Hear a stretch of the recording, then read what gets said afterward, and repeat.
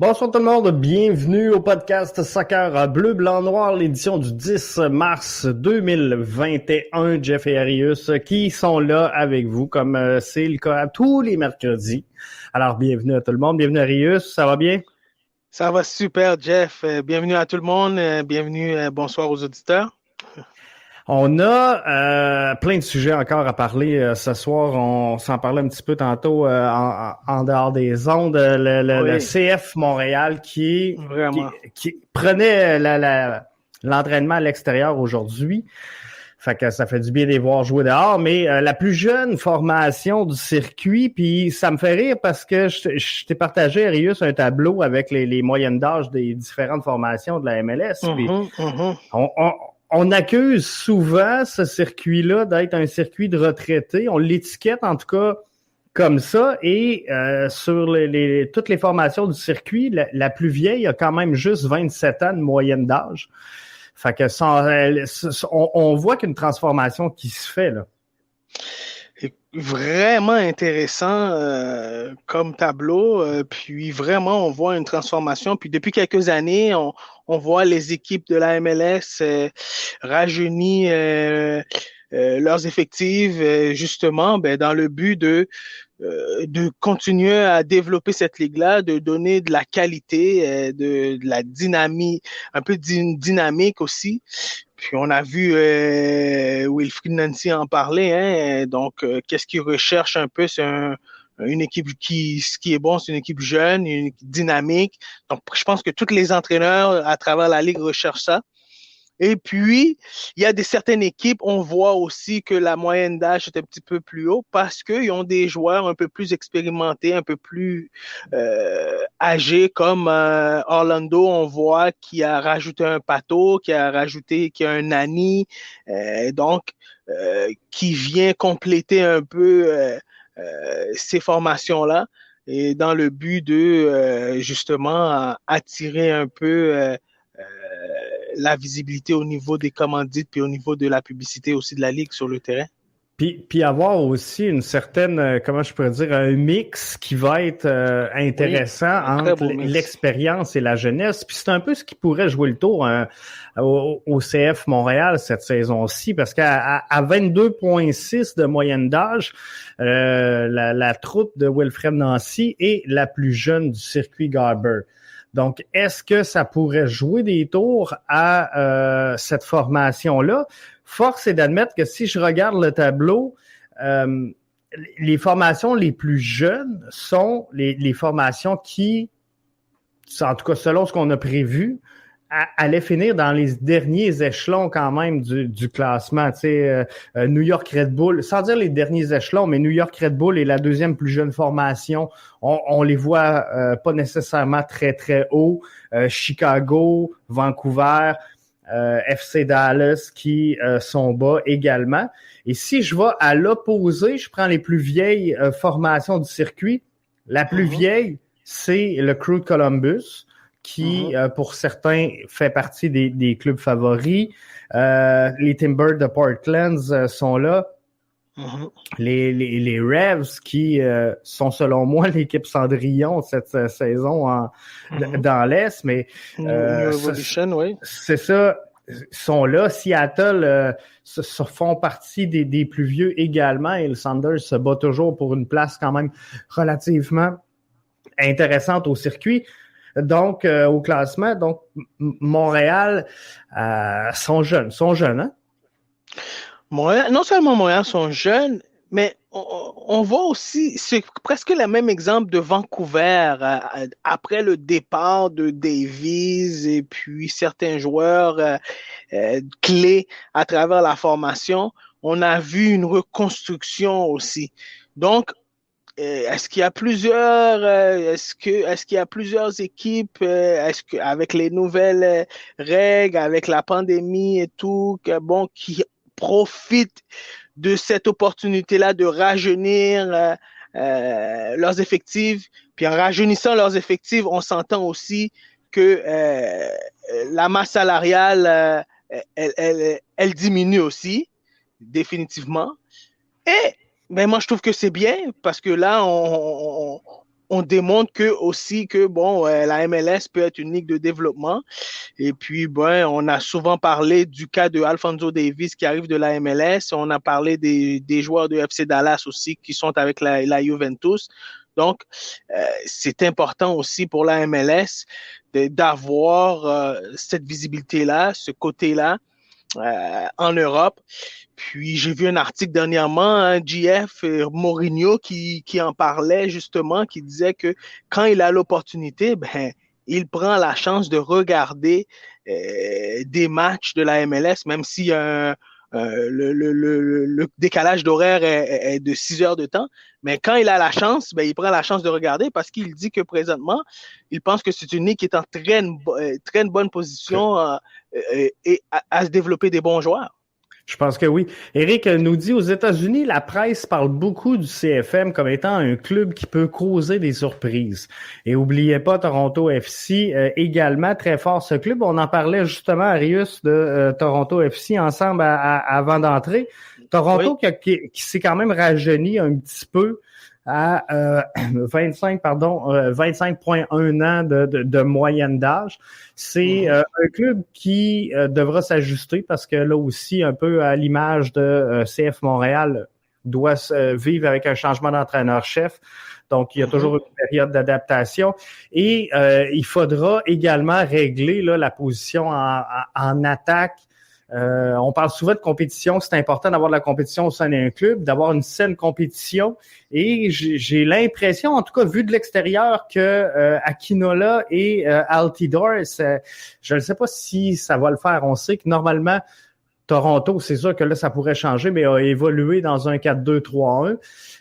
Est-ce que Altidore va accepter de jouer les seconds rôles? Je ne sais pas. Est-ce qu'on va jouer un 4-4-2 diamant pour laisser de la place et à Kinola et à Altidore? Il faudra mettre tout ça en place du côté de Toronto et voir également la santé physique de Altidore parce que il y a eu beaucoup d'absences dans son cas la saison dernière. Non seulement la saison dernière, dans les dernières années, il a été blessé quand même assez souvent. Puis on voit que c'est un joueur qui fait beaucoup parler de lui aussi en dehors du terrain. Il a été très impliqué dans le Black Lives Matter, dans la négociation de la convention collective. Il a fait beaucoup de discussions. Donc, Donc, c'est une personnalité. Il prend beaucoup de place. C'est ça, exactement. Est-ce que maintenant, avec le départ de l'entraîneur, je pense qu'il avait une bonne relation avec son entraîneur. Et puis, avec le nouveau entraîneur qui va arriver, est-ce qu'il va avoir le même droit ou le même leadership qu'il avait dans le vestiaire? Je suppose que oui, quand même. Il a fait quand même son nom, grand joueur international au niveau. Donc, là, le club doit prendre une position par rapport à Altidore. Est-ce qu'ils veulent continuer à travailler avec Altidore ou est-ce qu'ils veulent donner la place au nouveau jeune qui a très bien performé dans l'absence de Altidore? On a vu l'an dernier. Et puis, écoute, il manque pas grand-chose pour Toronto FC pour compléter leur formation de 11 pour pouvoir aller vers l'avant. Donc, je pense que depuis le départ de Jovenko, il recherche ce dernier 11-là. Ce type de profil, ouais, c'est ça, exactement. Ce type de profil-là, exactement. Il recherche ce type de profil-là pour compléter avec Altidore, mais c'est difficile quand même, Altidore, à compléter avec... Puis là, on pensait l'avoir trouvé en Pablo Piatti, mais malheureusement, ça a pas fonctionné. Ça n'a pas fonctionné. Donc, faudra voir. Eric nous dit, n'oubliez pas non plus les Whitecaps qui ont une très, très bonne équipe. Ils ont terminé la saison 2020 avec plus de points que l'Impact. Ils n'ont pas fait les séries. En effet, hein, je sais que là-bas, Marcos dos Santos a un plan de développement très clair. Je pense qu'il est axé sur ce plan-là et concentré surtout sur ce plan-là. On sent que chez les Whitecaps, on veut faire, j'appelle ça de l'intégration verticale, mais je pense qu'on croit beaucoup au système de l'académie et des jeunes joueurs canadiens. Si je me trompe pas, sous toute réserve, c'est l'équipe qui alignait le plus de joueurs canadiens la saison dernière. Et je pense que c'est vraiment chez les Whitecaps quelque chose qui est important dans la signature de leur image, la signature de leur équipe, leur entité. On parle souvent d'identité sportive au sein du CF Montréal. Pour Vancouver, je pense de développer le talent d'ici, ça va devenir dans les prochaines années une marque de commerce. Puis je pense que c'est une bonne façon de le faire parce que on l'a vu avec des Alphonso Davies. Puis je pense qu'ils se sont dit, regarde, on n'en échappera pas un. Tous les joueurs canadiens doivent passer par ici. Puis c'est comme ça que c'est plate à dire, mais et je faisais le commentaire à Arius tantôt. Je dis le problème de la MLS, on voit qu'elle se rajeunit. Mais le problème, c'est comme qu'il n'y a pas l'entre-deux. Hein? On a des jeunes joueurs en développement, on a des joueurs en fin de carrière, mais au summum de leur performance sont en Europe. Donc, faut vivre avec cette réalité-là. Et présentement, cette réalité-là, si tu veux faire de la business, c'est de préparer les jeunes à aller sur le marché européen. Voilà. Puis ce que je disais tout à l'heure, depuis plusieurs années, il y a plusieurs formations, plusieurs clubs qui ont décidé de vraiment aller avec leurs jeunes d'académie. On a vu Sporting Kansas City plusieurs années. C'est des jeunes qui viennent de l'académie. Et puis, bon, c'est une équipe qui a fini l'an dernier premier dans l'Ouest. Donc, on voit, c'est beaucoup de formation. Donc, ça a pris du temps, mais maintenant, c'est un club que pour plusieurs années peut être compétitif. Et de même pour Columbus, et de même pour Philadelphie, et de même pour Seattle.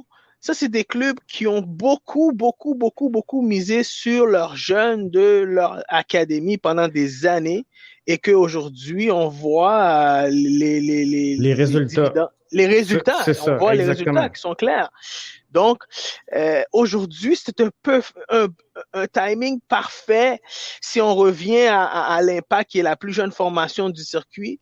C'est un timing parfait avec l'entraîneur Wilfried Nancy, qui a 43 ans. Et il en a parlé dans son point de presse, JF. Ouais. Il se sent prêt aujourd'hui, puis en plus, le timing est parfait parce qu'il a une équipe très jeune. Parce que s'il avait une équipe qui est un peu plus vieux au niveau de ses demandes tactiques ou ses exigences, ça aurait pu être peut-être un peu plus difficile pour un jeune entraîneur comme lui. Mais puisqu'il a un vestiaire qui est jeune, 22 ans, c'est très jeune quand même, là. En effet. Fait qu'ils sont encore en plein développement. Donc, le fait que c'est un coach qui a été élevé dans le club, qui a été élevé dans le système, je crois que l'Impact ont fait une super bonne décision en gardant Wilfried Nancy, en le promettant comme entraîneur-chef. Et puis, ça va permettre à voir maintenant, est-ce qu'on va atteindre les séries? Si c'est ça, les séries, est-ce que c'est suffisant pour atteindre les séries? Seulement le temps nous le dira. Puis, je crois que c'est la bonne façon de faire aujourd'hui, d'aller avec les plus jeunes pour rajeunir et puis permettre un jour, développer un autre Alphonso Davies et puis c'est comme continuer le développement. Ouais, c'est ça. C'est comme ça que ça fonctionne. Eric nous dit, le jersey des Whitecaps, wow, le jersey blanc est incroyable. Il a été présenté aux médias aujourd'hui, donc vous le voyez présentement, ceux et celles qui sont avec nous en version vidéo sur Twitter, Facebook et YouTube. On le voit à l'instant. Effectivement, donc c'est simple, c'est clair, c'est clean et ça fait de quoi de très, très bien. Donc, c'est vraiment, je pense qu'effectivement, c'est un des beaux gilets. Sharp, exactement. Bon point pour le Sporting, nous dit Eric. Alors, oui, c'est ça. Et tu le disais, l'objectif donc du CF Montréal est d'entrer dans les séries 2021. Et lundi, je me demandais dans le podcast, puis peut-être tu pourras m'éclairer parce que Arius connaît son soccer et il est très impliqué. Puis j'écoutais Puis j'ai même posé directement la question à Olivier Renard, puis je ne sais pas si je l'ai proche d'ici. Il me semble que j'avais gardé la clip audio. Non, je l'ai pas. Mais je l'ai pas proche. J'ai demandé à Olivier Renard, est-ce que les objectifs sont plus ambitieux en 2021 qu'en 2020? Parce que je vois la nomination de Wilfred Nancy comme étant une continuité dans le projet et non un renouveau. Si on aurait fait venir un coach de l'extérieur qui a une philosophie de jeu complètement différente, là, tu te dis, OK, on est dans une transition. Là, je pense qu'on est dans une construction. Mais il me semble que ça fait 4 ans qu'on se bat pour faire les séries. Et je comprends le point de vue d'Olivier qui dit, Jeff, si tu rentres en série, après, tout est possible. Tout est possible. C'est vrai parce que normalement, dans un match, quand j'entraîne un match, c'est ce que je dis avant mes joueurs, avant le match à tous mes joueurs, les gars. L'arbitre va siffler, il y a 90 minutes à faire. On est tous capables de botter un ballon. On a tous 2 jambes, ça se passe sur le terrain, tu sais, jouer quick, tu sais, garder ça simple, bouger le ballon, puis on va l'avoir. Mais tout est possible. Donc, si tu donnes tout pendant 90 minutes de jeu, donc c'est vrai que rendu en série, tout peut être possible. Mais je suis pas certain que si on demande à des clubs comme Portland, des clubs comme Seattle, des clubs comme Columbus, c'est quoi votre objectif 2021? Je suis pas sûr qu'ils vont me répondre que c'est de rentrer en série. Je suis d'accord avec Jeff, je suis entièrement d'accord avec toi. Une chose que les auditeurs doivent comprendre, les amateurs de foot doivent comprendre, à ce niveau-là, ça devient business. Business dans le sens que maintenant, moi, l'Impact de Montréal versus Orlando, c'est quoi le budget d'opération que j'ai? C'est un peu différent. C'est un peu différent. OK? Ouais. Donc, à partir de là, moi qui est le directeur sportif, M. Renard, il a un travail à faire. Écoute, j'ai accepté le travail, j'ai accepté la responsabilité. Puis je crois que même si que tu me donnes ça, tant de budget, je peux réussir à amener une équipe compétitive qui est la mentalité nord-américaine, hein, MLS, que ce soit le hockey, que ce soit au baseball. Si je rentre dans les séries, ben avec même si c'est un petit plafond salarial, si je rentre dans les séries, c'est une réussite, tout est possible. Donc, c'est un peu cette mentalité-là qu'on a, que la MLS présente. Et puis, je comprends M. Renard en disant, si on peut rentrer dans les séries, tout est possible. Effectivement, il a raison. S'il rentre dans les séries, tout est possible. Ouais. Maintenant, pour rentrer dans les séries, comment on va faire pour rentrer dans les séries? Oui, tu l'as bien mentionné, c'est une continuité, je crois, avec l'entraîneur Wilfried Nancy. Ouais. Et qui va permettre de continuer à construire leur projet sportif. Et puis, je crois aussi, honnêtement, je me répète, c'était le bon timing. Et en regardant tout ça, je suis sûr que Thierry Henry a vu la situation et a vu que en prenant cette décision-là, il ne mettait pas complètement l'Impact de Montréal dans une situation difficile. Parce que je crois que dans l'objectif puis dans le chemin qu'ils ont commencé à prendre, ben, Wilfried Nancy était prêt à prendre la charge du bateau. Je pense que oui. Ça lui revenait. Ouais, ça lui revenait. Puis je crois qu'aujourd'hui, il le mérite, honnêtement. Et puis, est-ce que Wilfried Nancy aujourd'hui a les capacités d'amener cette équipe-là au niveau que M. Renard et la famille Saputo attend? Seulement le temps nous le dira. Mais je crois qu'il a les effectifs aujourd'hui dans les mains pour atteindre un certain but. Ouais, moi, je crois qu'il a les effectifs dans les mains pour. Et après ça, ben, c'est lui et son staff technique qui doit faire en sorte que l'équipe performe et puis qui atteint les séries. Oui, exactement. Éric, nous dis-moi honnêtement, je trouve que la direction ont pris un pas en arrière en ce qui est en rapport des partisans et des médias et on apprend par Twitter que Thierry Henry quitte sans trop d'explications et après gros silence durant une semaine jusqu'à la nomination de Wilfred Nancy. C'est même chose pour le rebranding, ils sont très distants, ça dérange beaucoup les partisans. C'est quoi votre point de vue là-dessus? Je pense qu'il y a beaucoup d'éléments, Éric, dans le commentaire, mais pour ce qui est du rebranding, je pense qu'on a fait vraiment le tour de la question là, et qu'on le veuille ou non, je pense pas qu'il y ait de pas en arrière possible. Puis je sais qu'il y a des groupes, puis je sais qu'il y en a qui mettent de la pression, puis je sais qu'il y en a qui aimeraient qu'on revienne, mais malheureusement, je pense sincèrement que on est rendu beaucoup trop loin pour qu'il y ait un changement de direction qui se fasse. À cet effet-là. Fait que ça c'est mon point de vue. Mais mon point de vue, c'est aussi que l'impact de Montréal, le CF Montréal, qui s'appelle les Alouettes, les Castors, les Pastèques, qu'il y ait un gilet rose, un jaune, un brun, un mauve, on encourage ce qui se passe sur le terrain. On encourage les performances, on encourage le club montréalais. Donc, on n'a pas changé de club. Ils ont changé d'uniforme, ils ont changé de nom, mais l'essence reste là. Puis je le sais qu'il y en a qui sont bien fâchés puis qui disent qu'on essaie d'éliminer l'histoire. Moi, sincèrement, je le vois pas comme ça. Je pense qu'on est dans la continuité et qu'il fallait passer à un autre niveau. On sentait le besoin chez l'Impact de passer à un autre niveau pour réussir à atteindre un nouveau public. C'est de la business. À un moment donné, t'as pas le choix. Puis ils nous le diront jamais, mais je suis pas certain que ils voulaient nécessairement faire ce changement-là. Mais à un moment donné, t'as pas le choix. T'as essayé plein de choses. Il n'y a rien qui a fonctionné.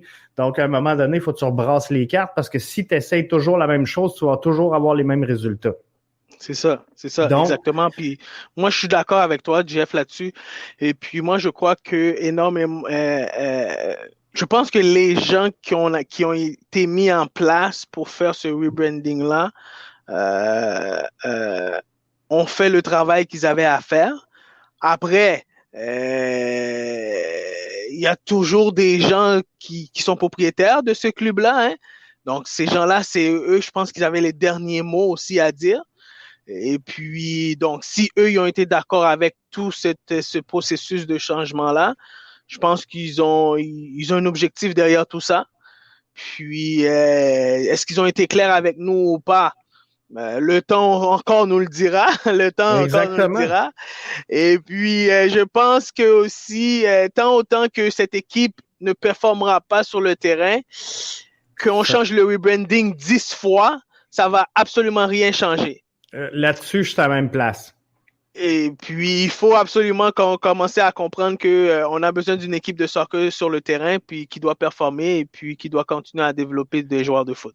Exactement. Ma question, c'est la direction est très loin des partisans et des médias. Là-dessus, j'allais y arriver, Eric. Est-ce que la direction est loin des partisans? Je vais commencer par ce segment-là. Je pense qu'on écoute beaucoup plus que ce qu'on semble voir parce que les gens étaient pas contents du rebranding. Les gens l'ont fait savoir, l'ont fait connaître. Je pense qu'ils ont essayé de réajuster le tir avec la grosse vidéo sur le lancement du maillot. Parce que là, ce qui trouvait écho ou ce qui avait beaucoup de bruit, c'est on renie l'histoire, on renie ce qui s'est passé. On a réuni dans la vidéo-là tous les grands joueurs de l'Impact, les grandes personnalités qui sont passées par l'Impact. On a vu les trophées qu'ils ont gagnés dans le passé. On a vu les anciens maillots. Et je suis pas certain que c'était ça la stratégie de départ du CF Montréal. Donc, je pense qu'ils ont ajusté. Je pense qu'ils écoutent énormément. Ils regardent ce qui se passe, puis ils réajustent. Donc, sans dire que présentement, ils sont en mode improvisation. Moi, je pense qu'ils réagissent selon les feedbacks qu'ils reçoivent.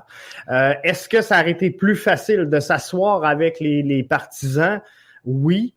Par contre, pour être en business, je peux te garantir qu'à un moment donné, ça aboutit à rien de parler avec tout le monde parce que à un moment donné, les gens, puis il faut comprendre qu'il y a une business en arrière de tout ça, mais les gens, ce qu'ils aimeraient, puis c'est bien plate, mais les gens aimeraient un stade Saputo qui soit à la hauteur de Miami, aimeraient qu'on aille à Tembe Tarfa, Lionel Messi et Cristiano Ronaldo en même temps sur le terrain, mais faudrait que ça coûte 12 piastres entrer au stade puis qu'on vende des hot dogs 99 cents pour qu'ils viennent avec les petits.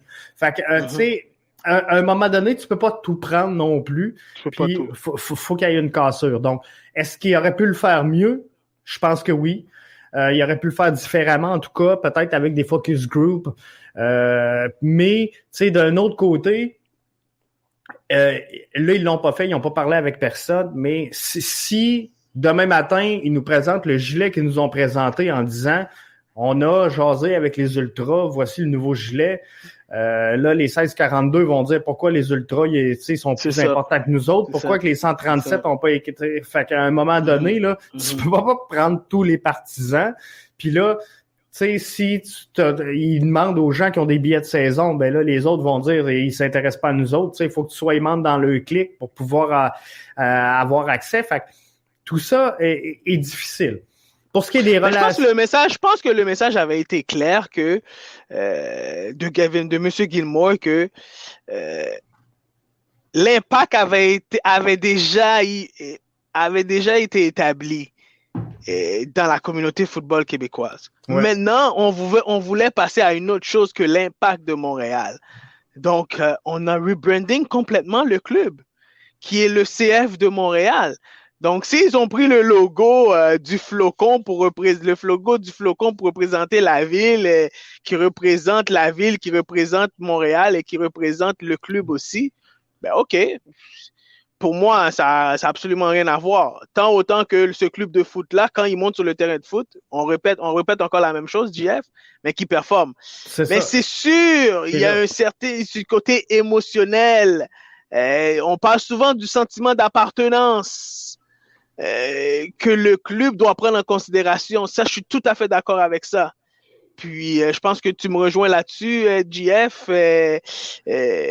BBN Podcast, tu as un sentiment d'appartenance avec ta casquette, avec ton chandail et tout. Donc, c'est un peu ce côté-là. Je peux comprendre les partisans qui sont un peu frustrés de ce côté-là, qui auraient peut-être à voir un peu leur opinion là-dessus.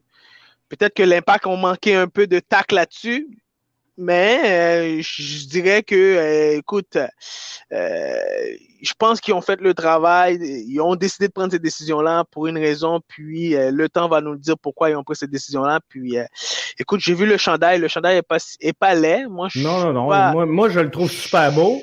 Je pense que le Messi a le goût de l'Impact. Avec le temps, on va apprendre à l'apprécier, et puis moi, je souhaite tout le succès à M. Nancy que je connais bien, puis qui a été élevé ici au Québec. Et puis en espérant que ses performances vont permettre à ce que les gens puissent s'intégrer tranquillement à la nouvelle identité. Ouais, c'est ça, la nouvelle identité, exactement. Ouais. Et pour ce qui est de la relation avec les médias, Éric, deuxième partie de ta phrase, j'en parle plus, j'en ai souvent parlé du manque de couverture de l'Impact et de la relation difficile entre les médias et la direction. Je pense sincèrement je pense que sincèrement que la formation fait énormément d'efforts présentement et si je regarde, moi en tout cas j'ai une relation quand même intéressante avec les gens aux communications chez le CF de Montréal. C'est ça, exactement. Je pense que autant Arcadio ou Raphaël qui font un excellent travail. Puis quand j'ai une question, ils me répondent assez rapidement. J'ai des discussions téléphoniques avec Raphaël souvent, à savoir, si je veux un joueur, un invité, un ci, un ça sur le podcast. Puis, tu sais, si c'est pas possible, j'ai les explications, ce qui n'était pas le cas avant. Donc, c'est ça, je pense que c'est un pas dans la bonne direction. Ouais. Maintenant, je pense que, il y a une guerre qui beaucoup de frustration reliée au fait qu'elle ait changé principalement de présentateur radio. Mais sincèrement, ça, c'est pareil. Je pense que c'est de la business. Je pense que, tu sais, il y a plein de données qu'on n'a pas. Il y a de la frustration qui aurait pas dû, selon moi, sortir sur les réseaux sociaux, mais c'est de la business. Ça aurait dû se négocier entre business. Mais, tu sais, qu'il y ait des gens fâchés du fait que ça passe du 98.5 au 91.9, c'est correct. Ils peuvent faire valoir leurs droits, mais de là à critiquer à tous les jours le 91.9 ou, tu sais, pousser le 98.5, sincèrement... Mais je comprends, mais GF, t'as absolument amené un très bon point. Puis l'Impact aujourd'hui a fait un grand pas parce que aujourd'hui, personnellement, je crois que on a accès un peu plus, puis à les gens qui travaillent pour le CF de Montréal. Et puis, le CF de Montréal, il faut que les gens soient conscients que c'est une organisation professionnelle. Et puis, ils peuvent pas donner accès non plus à n'importe qui puis à tout le monde, qui est tout à fait normal, parce qu'ils doivent gérer un business. Ils doivent gérer un business. Ben oui, puis il y a aussi, comment je pourrais dire, une hiérarchie. Voilà. Et un professionnalisme relié au club. Voilà. Je comprends que si moi, demain matin, je demande à Raphaël au CF Montréal, je dis, moi, je voudrais parler, mettons, un exemple là, à Kevin Gilmore, puis qu'il me le rend disponible dans mon podcast, mais que la même demande vient de TVA Sport le lendemain, puis ils sont pas capables, ben ça fait ni queue ni tête que Kevin Gilmore soit dans mon podcast alors qu'il est refusé à TVA Sport, comprenez-vous? Donc, tu sais, il y a tout ça qui rentre en ligne de compte également. Donc, il y a une hiérarchie, puis faut comprendre également que ces gens-là, ben c'est des gens qui travaillent également, puis qu'ils ont leurs choses à faire. Fait que, tu sais, de les rendre disponibles à chaque demande de chaque podcaster, ça devient difficile. Donc, il y a des gens, je crois, puis c'est mon point de vue, il y a des gens au sein de l'organisation qui doivent être aux masses médias. Tu sais, je pense que les Kevin Gilmore, les Joey Saputo, je pense pas qu'on les voit dans des podcasts, puis c'est bien correct. C'est normal. Ces gens-là doivent être à la LCN, à TVA Sport, à RDS, pour le peu de temps qu'ils ont à consacrer à des entrevues télé. Ouais. Mais je rejoins Eric, ils doivent s'approcher un peu plus du public. Ouais. Et puis, je pense qu'ils peuvent encore aller chercher un peu plus les Québécois à tous les niveaux.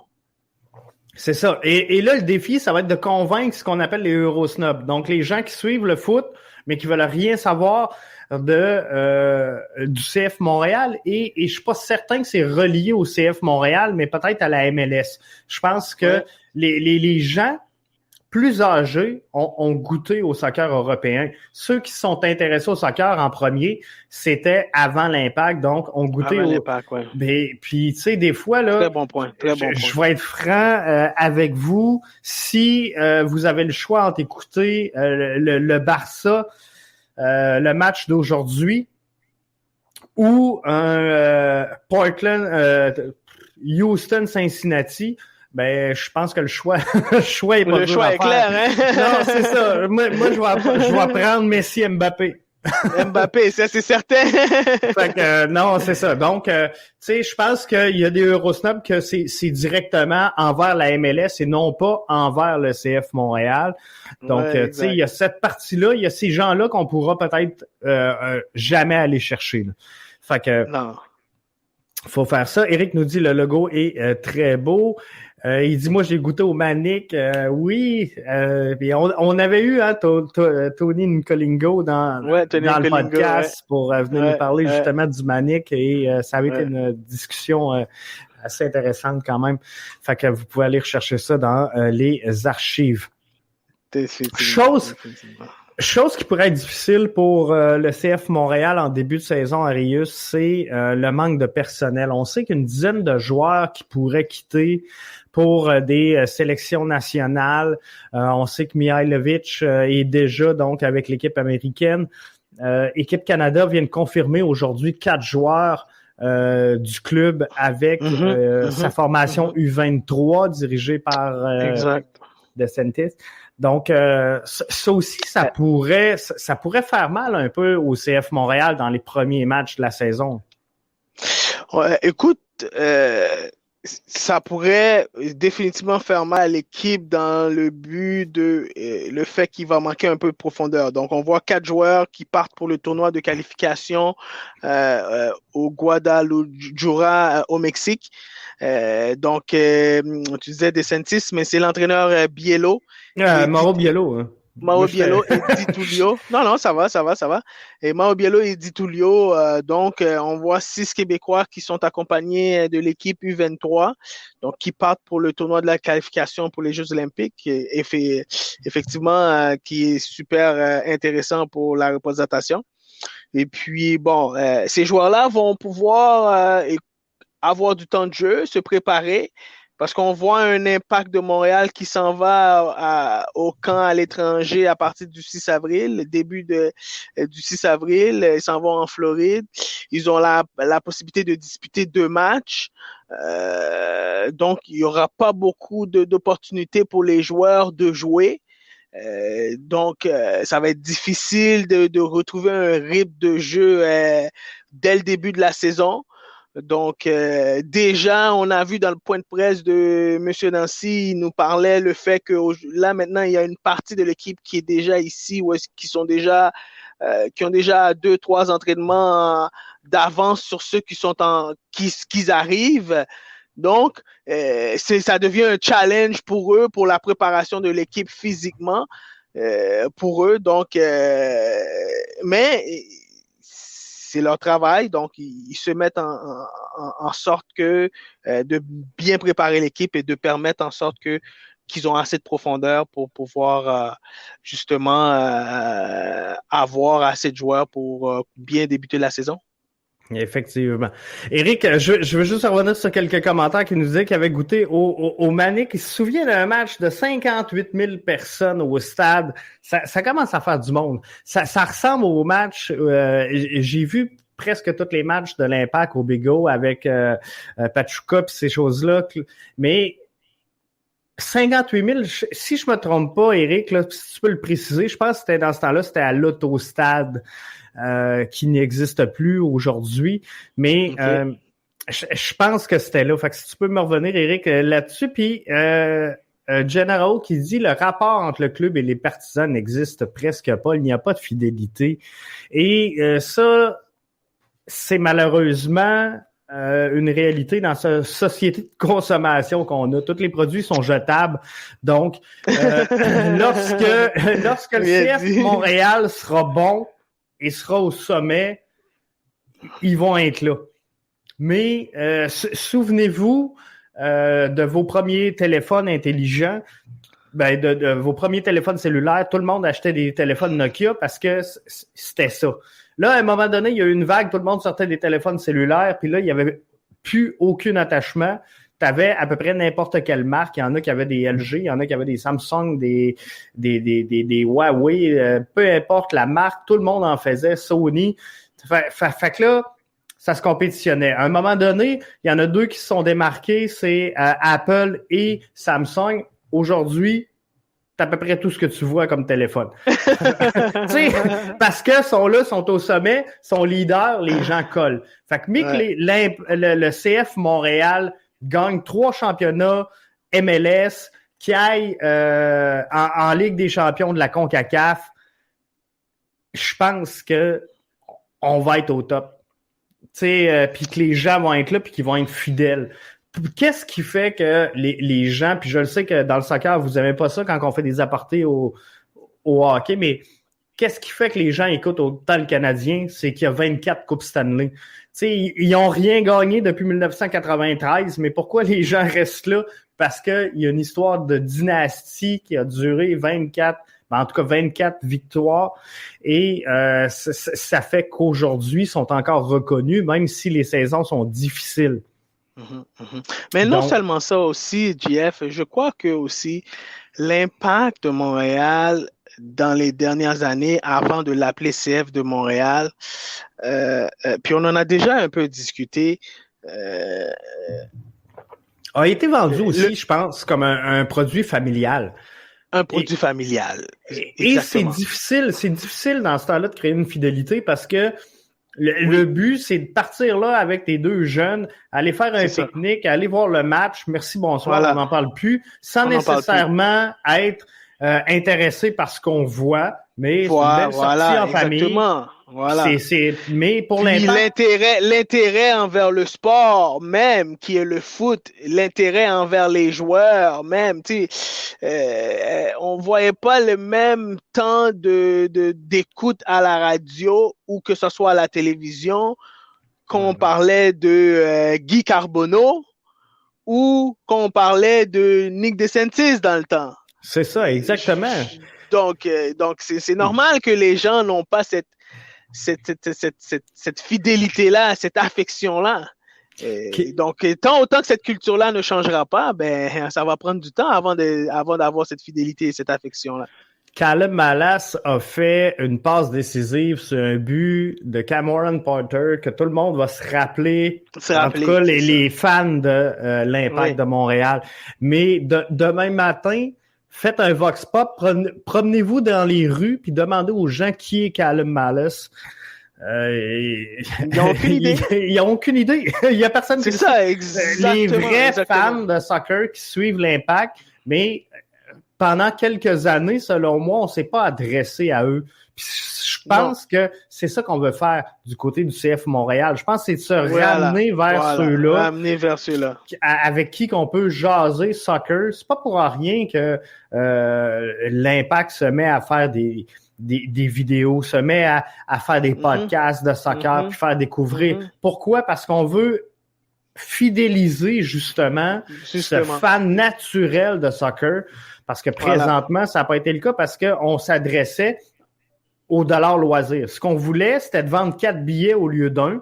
Donc, au lieu d'aller chercher le fan qui va parler du club, on a fait le pari de dire, regarde, nous autres, on va prendre le fan avec sa femme, ses 2 enfants, on va vendre 4 billets, des hot dogs à côté, on va être correct. Mais ça, on peut pas avoir une identité une mauvaise stratégie. Puis on peut pas avoir une identité aussi, puis on parlait de performance, tu parlais de performance sur le terrain, quand dans les 10 dernières années, tu as 8 entraîneurs, et quel joueur qu'on peut parler on parle de la MLS, à part Patrice Bernier, qui a été élevé ici, c'est un Québécois, mais quel autre joueur qu'on peut dire qui a vraiment été élevé, puis que tout le monde, les Québécois, connaît. Il y a Didier Drogba qui est venu, puis qui nous a réunis ou rassemblés pendant...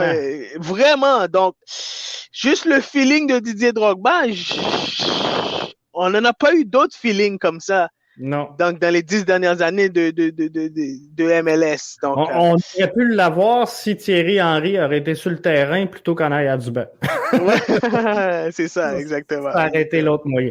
Éric qui nous dit en 81, dans la désormais défunte NASL, le Manic voulait entrer dans l'histoire. C'était au stade olympique. Ouais, c'est ça, dans une rare apparition en série. La franchise naissante emballerait 58 542 personnes dans le stade en 81. C'est un record canadien pour la plus grande foule à un match de soccer, dépassant les Jeux olympiques de Montréal. Donc, c'était fou, mais c'est de ça que Tony te parlait exactement. C'est ça, exactement, mais j'avais l'impression que c'était dans l'autostade, mais je pense qu'ils jouaient leur saison régulière ou en tout cas leur match du côté de l'autostade qui était une piste d'accélération, je pense, au départ, ou c'est d'où le nom autostade. Mais c'est pas une époque que je suivais encore. Fait que je l'ai manqué celle-là, mais merci Éric pour la précision. Donc on le disait les 4 joueurs. Les 4 joueurs U23 qui vont quitter, ça c'est une bonne nouvelle pour ces 4 jeunes-là. Bonne nouvelle. C'est quand même assez surprenant parce qu'on s'attendait à ce qu'il y en aille un petit peu plus, ou en tout cas qu'il y aille pas nécessairement plus au sein de l'Impact, mais il y a des joueurs qui ont été laissés de côté que on s'attendait peut-être de voir avec cette formation-là. Puis j'ai perdu, là, je cherchais tantôt, je vais essayer de retrouver ce que je cherchais. Mais il y a des joueurs donc qui seront laissés de côté qu'on pensait à voir. Puis c'est peut-être moi qui ai regardé vite tantôt, mais si je me trompe pas, c'est Tristan D'Amour. Quelques surprises dans le line-up olympique. OK. Goalkeeper, No Sinclair. Défense, Godino est une surprise. Sans Mohamed Farsi. Fait que je pense que tout le monde s'attendait à ce que Mohamed Farsi soit là. Surprise. Ouais, parce qu'il a joué dans la CPA puis il a gagné joueur de U21 de l'année, ouais. C'est ça. Chouanière et Chaume qui sont absents également. Chouanière, ben, je pense qu'il était blessé plus souvent qu'autrement. Donc, il faudra voir. Et déception donc pour Shamit Chaume. Mais effectivement, il ne fait pas partie de ce line-up-là. Puis tout le monde pensait le voir là. Mais quoi qu'il en soit, ça va affaiblir un peu l'impact, on le disait, dans le CF Montréal dans les premiers matchs. Et le premier match, c'est contre l'ennemi juré. C'est le duel, le derby. Notre derby canadien, nous autres, c'est ça. Pour revenir pour l'équipe U23, tu parlais comme surprise, tu disais Farsi, c'est ça, mais on regarde très bien dans la liste, il y a seulement 2 joueurs de la CPL qui a été appelés. C'est ça. Donc, la plupart des autres joueurs viennent de l'Europe ou de la MLS. C'est donc, ça, parce que goalkeeper, j'ai Pantémis, donc, qui est là pour l'Impact. En défense, on a Bassong Brodillard. Je pense que c'était sûr que ça allait donner comme ça. Et puis en attaque, on a Balou Tabla. Exactement. Donc ça, c'est les 4 joueurs qui vont représenter cette formation-là et ça devrait être bien. Super, super bien. Puis je pense qu'ils ont une belle équipe jeune et puis expérimentée, qui ont beaucoup d'expérience aussi au niveau professionnel. Donc, espérons que le Canada va pouvoir se qualifier. Puis bonne chance à Mauro Biello et Jason Di Tullio. Oui. Premier match contre Toronto. Un match présenté en après-midi. Mettez ça à votre calendrier. Ça va se passer sur le coup de 2 heures. Mm-hmm. Donc, 14 heures. Et ça va être intéressant quand même de regarder ça. Je pense qu'on est dû. On a tous hâte d'avoir un match de soccer. On a toujours hâte à ce que ça recommence. Ça fait longtemps qu'on l'attend et ça s'en vient. Puis en plus, ça va être contre Toronto. Donc, ça va être merveilleux à suivre. Quelle belle façon, JF, tu l'as bien dit, comme Toronto, quelle belle façon de débuter de la saison contre nos rivaux, nos rivaux, veut dire. Et puis, Toronto, on voit c'est une équipe qui année après année est très compétitive. Et puis, cette année, l'Impact va débuter la saison le 17 avril à 2h contre Toronto. 34 matchs cette saison. Donc, une saison qui s'annonce avec beaucoup de challenges pour le CF de Montréal. Nouveau entraîneur, nouvelle philosophie. On reste quand même dans les mêmes optiques de jeu, là, mais le style de jeu va changer. Les convictions vont être différentes un peu. Veut pas, il reste à ce que Wilfried Nancy a sa personnalité, Thierry Henry avait installé une façon de jouer. Et puis j'ai bien aimé aussi dans son point de presse quand on lui a posé la question quelle est la différence entre le style de Thierry Henry et le style de Wilfried Nancy. Il a bien mentionné que Thierry Henry, tactiquement, c'était quelqu'un qui était très exigeant, très demandant, sous certaines exigence et accès. Ouais. Puis c'est un gars qui a un QI soccer très élevé. Fait que voilà, exactement. Ce que j'ai compris, c'est qu'il y avait de la misère à comprendre qu'un joueur comprenne pas ce que lui comprend. Ouais. Ça fait étrange à dire, mais c'est un peu ça. Donc, des fois, les joueurs avaient certaines réactions, puis ils se disaient, tu sais, il y avait de la misère à comprendre que le joueur n'était pas capable de visualiser le jeu comme lui l'aurait voulu. Mais on a vu le fameux vidéo qui a passé sur Facebook, justement, le fait que tu en parles. Et je pense, je sais pas à qui a dit That's not soccer. Il lui a dit en anglais That's not soccer, en voulant dire ça, c'est pas du soccer. Ce que tu fais là, la façon que il était au marquage du joueur. Donc, tu vois déjà, donc le caractère de la personne est totalement différent. Mais et oui. puis, je pense que Wilfried avec ça. Et je pense que Wilfried, c'est quelqu'un de beaucoup plus posé que Thierry Henry. Et puis je pense il va pouvoir bien s'intégrer dans son nouveau rôle. Et puis qu'il va pouvoir bien débuter. Je lui souhaite un bon premier match. Et puis, j'espérons que ça prendra pas du temps avant qu'il gagne sa première victoire dans la MLS. Non, je pense que non. Pour ce qui est de la saison, je voulais parler avec toi. On a fait le premier de MLS Franco cette semaine. Super, avec Richard. Oui. On a analysé la conférence de l'Est. Mm-hmm. Et Arius est intervenu dans l'émission. Oui, oui, vas-y. Sur le classement, c'est ça. Donc, on a joué un peu à faire nos prédictions. Et Arius a les siennes également. Fait qu'on va regarder tout ça ensemble. Mais ça va être, je pense, une course relativement serrée dans la conférence de l'Est cette saison. Il y a peut-être 2-3 formations qui vont se démarquer et être en tête du classement. Mais pour le reste, j'entrevois quand même quelque chose de assez serré. Mais je te laisse aller, Arius, avec tes observations, puis comment t'entrevois, toi, la saison dans l'Est?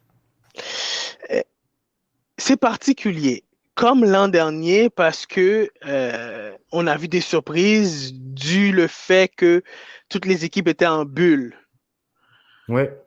Et cette année, je crois que ça va être encore la même situation. Là, c'est sûr que les équipes maintenant vont être mieux préparées. Ils savent à quoi s'attendre avec la bulle et tout. Mais je crois que cette année, les équipes se sont vraiment ajustées par rapport à tous les processus de protocole. Parce qu'au cas où un joueur ne peut pas jouer à cause qu'il est testé positif pour la COVID ou quoi que ce soit, qu'ils doivent réagir rapidement. Et puis, on a vu Philadelphie faire beaucoup de moves durant le off-season, durant la saison morte. On a vu l'Impact de Montréal qui a beaucoup bougé durant la saison morte. Une des équipes qui était le plus active. Le plus active. On a vu Toronto aussi qui a beaucoup fait beaucoup de gros mouvements, un changement d'entraîneur aussi. Donc, Columbus qu'on pensait qu'après une année qu'ils ont gagné la Champions, tu dis, OK, il y a des équipes, souvent, ils essaient une année, ils la gagnent, et après, l'année après, ils décident de reconstruire. Mais non, Columbus a décidé encore qu'ils allaient encore pour une autre année essayer d'aller chercher viser les sommets. Donc, je trouve que la Ligue devient vraiment intéressante. Et puis que maintenant, il y a des équipes qui veulent établir de certaines dynasties, comme Seattle qui veut établir une certaine dynastie, comme Atlanta dès le début de la jeune saison veulent établir, puis Orlando aussi en faisant des mouvements, en amenant Pato. Donc, ça devient très intéressant. Dans l'Est, moi, personnellement, JF, je vois Philadelphie encore dans les top 3. Oui. Columbus. Oui. Et j'avais mentionné Miami, mais je crois que Orlando avec Pato, on va avoir une renaissance. C'est une belle ajout. C'est une belle ajout, Pato, pour cette formation-là qui a perdu Dom Dwyer. Et il y avait besoin d'un joueur comme ça. Très bon à l'entour du filet, techniquement qui a une technique très élevée, qui a joué pour le AC Milan, donc on sait c'est pas n'importe quel club, donc. Non, c'est ça. Et on devrait avoir Columbus qui va jouer donc dans les sommets. Et pour en venir à ce que tu disais, j'entrevoyais la même chose. Après la saison dernière où ils ont été sacrés champions, moi, je me suis dit que ça y est, Columbus est en fin de cycle. Donc, on va repartir avec des jeunes joueurs, on va rebâtir parce que Columbus est encore une fois cette année la formation la plus âgée du circuit. Elle l'était la saison dernière. Et donc, je me suis dit, bon, ils ont gagné, on va aller en fin de cycle et on va rebâtir avec des jeunes. Mais visiblement, je pense qu'ils ont été chercher là, ce qui leur manquait pour dire, OK, on va essayer de se maintenir à notre niveau et de rentrer là. Ouais. Un qui risque de trouver la saison longue, et je trouve ça dommage, c'est Brenner du côté de Cincinnati. Je pense qu'il y a énormément d'attentes autour de Brenner. Je pense qu'il y a plusieurs fans qui sont excités à la venue de Brenner dans le circuit de la MLS, mais il n'est pas arrivé dans la meilleure des formations et un peu à l'image de Drogba à Montréal, pourrait naviguer avec un club là, qui est en train de se construire. Qui est en train de se construire, mais encore une fois, le ballon est rond pour tout le monde. Ouais. J'utilise toujours ce thème-là. Mais si on fait qu'est-ce qu'on doit faire en sorte pour mettre alentour de Brenner pour qu'il performe, je pense que c'est une équipe qui peut se prendre, puis qui peut se faufiler à faire les séries. Cincinnati peut se prendre, peut faire les séries. Avec un Brenner qui connaît bien le milieu, puis qu'il a un buzz alentour de tout ça, et puis qu'il veut faire parler de lui, puis je pense qu'il n'a pas l'intention non plus de rester longtemps dans la MLS, puis il veut utiliser la MLS comme plateforme pour pouvoir aller se rendre, pour pouvoir se faire transférer en Europe. Donc, je pense que c'est une belle opportunité pour lui de performer, et puis que Cincinnati puisse avoir peut-être le transfert le plus luctufiant de la MLS. Ouais, c'est ça, lucratif de l'histoire, ça pourrait être le cas. Et sinon, là, je veux juste revenir tantôt, mais il semble que j'avais le commentaire de Eric qui nous parlait de Montréal, justement, qui du côté des États-Unis était très bien classé. Aux États-Unis, donc la presse dit que CFL pourrait être une équipe surprise. Donc, je l'espère moi aussi. Je pense que il y a beaucoup de qualités individuelles. Il va falloir transformer ça en collectif. Donc, si Wilfred Nancy réussit à trouver le lien, je pense que ça va faire quelque chose de très, très, très intéressant. Et moi, en tout cas, ma surprise dans l'Est, je pense que ça va être le Revolution de la Nouvelle-Angleterre. On avait vu des belles choses avec Buxa la saison dernière.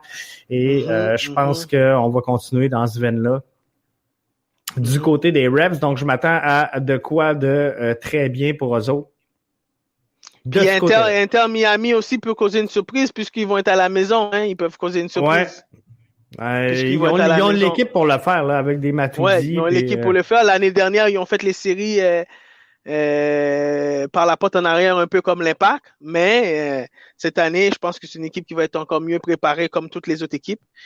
Puis, effectivement, je suis d'accord avec Eric. L'Impact peut causer une surprise avec l'ajout de Mihajovic, avec l'ajout de Hamdi, avec l'ajout du Norvégien. Donc, ça, Jensen. Jensen. C'est des éléments très importants qui pourraient faire une grande différence s'il y a une cohésion puis une chimie d'équipe qui c'est ça. Ça va être le défi. C'est ça qu'il faut que Wilfred Nancy réussisse à impliquer rapidement. Puis ça va être difficile parce que je pense que ça va être long avant qu'il y ait tout le groupe au complet, avec justement les joueurs en quarantaine qui sont pas tous arrivés, les transferts qui vont se faire du côté des États-Unis, les joueurs qui vont quitter, qui vont revenir. Bref, ça sera pas facile en début de saison, mais j'ai confiance qu'on s'en va dans la bonne direction. Super. En terminant, Arius, Barça et Juve absents du quart de finale pour la première fois depuis 2005. Cristiano Ronaldo, Lionel Messi ne seront pas du quart de finale. Sont finis. Amenez-les en MLS. On veut vendre des billets, amenez-les en MLS, on veut vendre des billets. Ni Ronaldo ni Messi se qualifient pour les quarts de finale. Qui l'aurait cru? Tu sais, dans les dernières 15 éditions, combinées ensemble, les deux l'ont gagné 9 fois. C'est fou, hein? C'est incroyable. Toute la publicité alentour de ces deux joueurs-là pour la Champions League. Effectivement, c'est des joueurs qui s'en viennent en fin de carrière, mais non seulement, moi c'est ça que j'aime avec le foot. On finit par démontrer aussi que oui, c'est vrai, Messi, Ronaldo, c'est des joueurs extraordinaires. Mais il reste ce que s'ils sont pas bien entourés, ça va être difficile. Oui, surtout en vieillissant. Ça va être très difficile. Ben oui, surtout en vieillissant. Puis regarde le Barça aujourd'hui, quand un Messi était entouré d'un Suarez, d'un Neymar, d'un Xavi, d'un Iniesta, c'était totalement différent qu'un Ronaldo qui était entouré d'un Benzema, d'un Gareth Bale, d'un Modric. Aujourd'hui, c'est totalement différent pour lui. Donc, c'est tout à fait normal. Puis ça me surprend pas aujourd'hui de voir que la fin arrive et puis qui c'est tout à fait normal. Puis qui est la réalité de toute l'humanité. Non, c'est ça, exactement. Puis le Barça, selon moi, l'ont pas perdu aujourd'hui. Ils l'ont perdu vraiment sur le match aller. Oui, c'est ça. Ils l'ont perdu sur le match aller parce que aujourd'hui, ils ont quand même pas mal fait. J'ai vu le beau but de Lionel Messi, quand même une excellente frappe, encore une fois. Qui nous a encore démontré une autre fois son beau talent. Oui, vraiment. Il a manqué le penalty, par exemple. Oui, manqué penalty. Nevas a eu un très bon match aujourd'hui. Ouais. Puis on a vu, écoute, un Mbappé très jeune, Mbappé 21 ans, Messi a 34 ans. Donc, on voit la différence. Puis, Mbappé a gagné ce duel-là au dernier match. Là. Au dernier match, il a gagné. C'est là que tout s'est joué. Fait que je pense mieux que c'était entouré un peu trop tard. Je pense que Paris Saint-Germain est mieux.